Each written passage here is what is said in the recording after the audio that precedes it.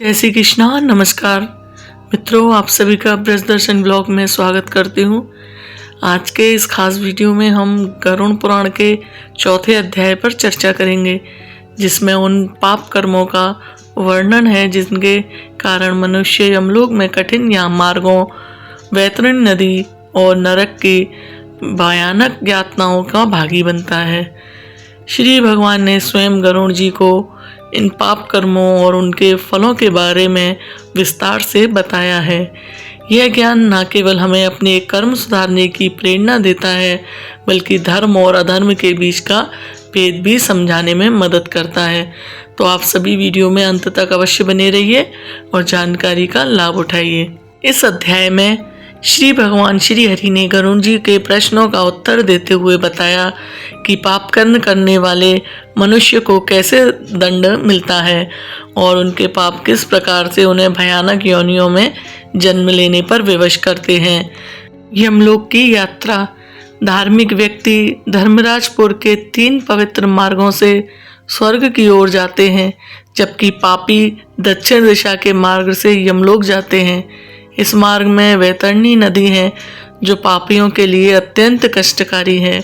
वैतरणी नदी में केवल वही पापी गिरते हैं जिन्होंने जीवन में गंभीर पाप किए हैं।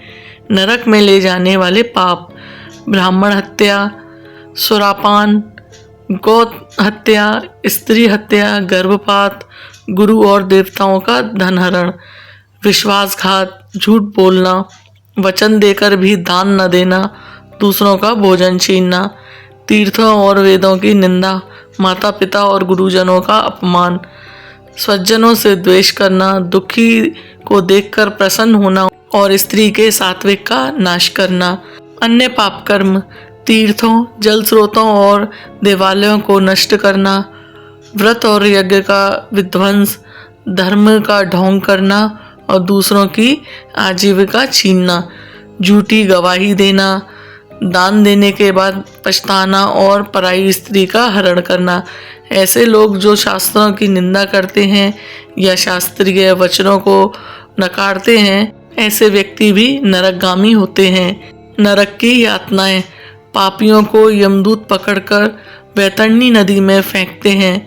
वैतरणी नदी से निकलने पर पापियों को शाल्मली वृक्ष पर ले जाया जाता है, जहाँ तलवार जैसे तीखों पत्तों से उनका शरीर को चीरा जाता है। जल की इच्छा रखने पर उन्हें खौलता हुआ तेल पीने को दिया जाता है। इस प्रकार उनके शरीर और मन को अपार कष्ट सहना पड़ता है। पुनर्जन्म और 84 लाख योनियाँ: पापी प्राणी प्रलय तक नरक में यातना भोगते हैं। इसके बाद वे वृक्ष, लता, कीट, पक्षी, पशु या चंडाल जैसे निम्न योनियों में जन्म लेते हैं। पिछले पापों के कारण कोई जन्म से अंधा, कोई कुष्ठ रोगी या कोई विकलांग होता है।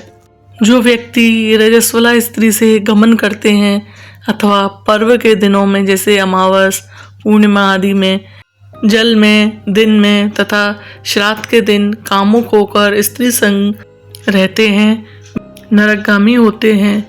जो अपने शरीर के मल और आग, जल, उपवन मार्ग अथवा गौशाला में फेंकते हैं, वे निश्चित ही नरक में जाते हैं। जो हथियार बनाने वाले, बाण और धनुष का निर्माण करने वाले तथा इनका विक्रय करने वाले हैं, वे नरकगामी होते हैं। चमड़ा बेचने वाले वैश्य, केश का विग्रह करने वाली स्त्रियां तथा विष का विक्रम करने वाले, ये सभी नरक में जाते हैं। जो अनाथ के ऊपर कृपा नहीं करते हैं, सत्पुरुषों से द्वेष करते हैं और निरपराध को दंड देते हैं, वे सब नरकगामी होते हैं।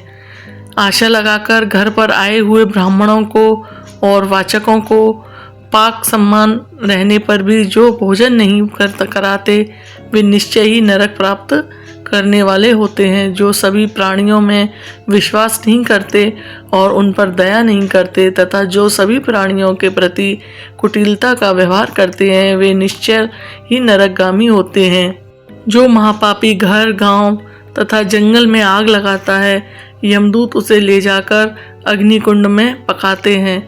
इस अग्नि में जले हुए अंगारों पर पापी जब छाया की और क्षमा की याचना करता है तो यमदूत उसे असिपत्र नामक वन में ले जाते हैं, जहाँ तलवार के समान तीक्ष्ण पत्तों में उनके अंग का भंग करके काट दिए जाते हैं। तब यमदूत उनसे कहते हैं, ले पापी, शीतल छाया में सुख की नींद सो। इतनी यातनाएं सहन करने के बाद उस पाप का अक्षय फल भोग कर पुनः वहीं पैदा होते हैं और यम की आज्ञा से पृथ्वी पर आकर स्वाथर आदि योनियों में प्राप्त करते हैं। वृक्ष, ग्लूम, लता, वल्ली, गिरी, पर्वत तथा तृण आदि ये सब योनियां कहीं न कहीं होती हैं। वे अत्यंत मोह से आग्रत हैं। कीट, पशु, पक्षी, जलचर तथा देव, इन योनियों को मिलाकर 84 लाख योनियां कही जाती हैं। इन सभी योनियों में घूमते हुए जब जीव मनुष्य योनि को प्राप्त करते हैं और मनुष्य योनि में भी नरक से आए व्यक्ति चांडाल के घर जन्म लेते हैं तथा उनमें भी कुछ आदि पाप चिन्हों से वे बहुत दुखी रहते हैं। किसी को गलित कुष्ठ हो जाता है, कोई जन्म से अंधे होते हैं और कोई महारोग से व्यतीत होते हैं। इस प्रकार पुरुष और स्त्री में पाप के चिन्ह दिखाई पड़ने लगते हैं। यह अध्याय यहीं समाप्त हुआ। यह अध्याय हमें धर्म और अधर्म का भेद स्पष्ट रूप से समझाता है। यह सिखाता है कि जीवन में शुभ कर्म करें, माता पिता, गुरु और देवताओं का सम्मान करें और सत्य, दान, परोपकार तथा धार्मिकता का पालन करें। पाप से दूर रहकर और भगवान की भक्ति में लीन होकर ही मनुष्य इन भयानक योनियों और नरकीय कष्टों से बच सकता है। श्री हरि। राधे राधे।